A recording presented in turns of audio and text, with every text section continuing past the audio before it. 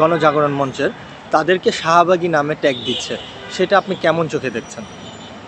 এটা দেখ, যাদের যেটা ট্যাগ দেওয়ার ইচ্ছা দেখ, লাইক হচ্ছে গণজাগরণ মঞ্চের ওদেরকে যদি শাহবাগী বলা হয়, তাহলে তো হচ্ছে যে শাপলা চত্বরে যে 13 সালে বিক্ষোভ হলো, সে তাদেরকেও তো শাপলা চত্বরই বলা হয়।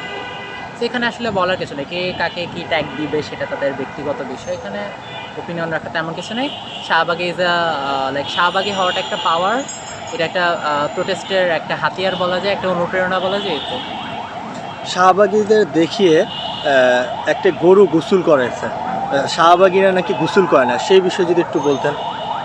আচ্ছা, শাহবাগীরা গোসল করে না, লাইক এটা ওনারা কেমনে জানেন? ওনারা কি হচ্ছে লাইক যারা এই মন্তব্যগুলো তুলে, তারা কি হচ্ছে ওয়াশরুমে উঁকি দেওয়ার স্বভাব আছে? যদি ওয়াশরুমে উঁকি দেওয়ার স্বভাব থাকে বা একটা মানুষ যে গোসল করে না, সেটা সে পয়েন্টেড ভাবে কীভাবে জানে? ঠিক তার বাসায় অলওয়েজ উঁকি মেরে থাকে না তার বাথরুমে অলওয়েজ উঁকি মেরে থাকে? যদি তার বাসায় বা বাথরুমে উঁকি মেরে থাকে, বা কথা হচ্ছে তার দিকে যদি অলওয়েজ মানে বিচ্ছিন্ন নজরে তাকায় থাকে, তাহলে তো সে নিজেই তো পটেনশিয়াল রেপিস্ট। আচ্ছা, আমার এই প্রশ্নটা সেটা হলো, তারা বলছে যে শাহবাগীরা গোসল করে না। দ্বিতীয় নম্বর কথা হলো, তাদের শরীর দিয়ে আর কি নিকৃষ্ট একটা মানে গন্ধ বের হয়, এমনটাই তারা বলে কিন্তু গরুটা সে গোসল করে কিন্তু জবাই করা হয়েছে। এই বিষয়টা আমি একটু ক্লিয়ার করব। এই বিষয়টা আমার ক্লিয়ার করার কিছু নেই, যারা ওপিনিয়নটা দিয়েছে তাদের কাছে ক্লিয়ার হওয়াটা জরুরি না?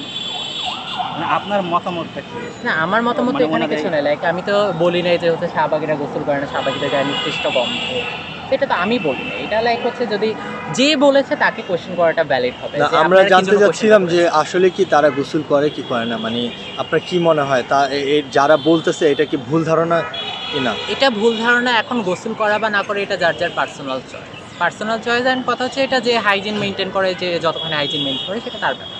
লাইক কথা হচ্ছে কেউ যদি গোসল করে, লাইক অনেক শাপলা চত্বরেও তো গোসল করে, তো আমরা কি যে বলি যে শাপলা চত্বরটা গোসল করে না, ঢিলা কুলুপ ব্যবহার করে, তাদের গায়ে গন্ধ, তারা জাস্ট আতর মেরে ঘুরে বেড়ায়, আমরা তো এগুলো বলতে চাই না।